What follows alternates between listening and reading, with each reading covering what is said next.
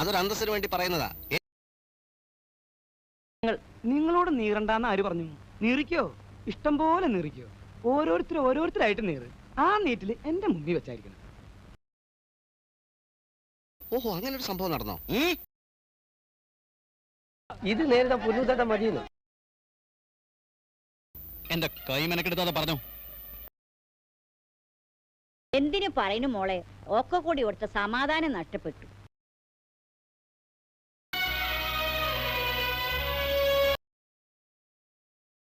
നിക്ക്, ഞാൻ ഇയാളൊന്ന് പറഞ്ഞോട്ടെ. അമ്പഴങ്ങ പോയാൽ ആന പോയെന്ന് പറയുന്നവരാ നമ്മുടെ നാട്ടുകാര്. എന്റെ കർത്താവിശംശിയായേ, ഇങ്ങനെയുണ്ടൊരു ആക്രാന്തം.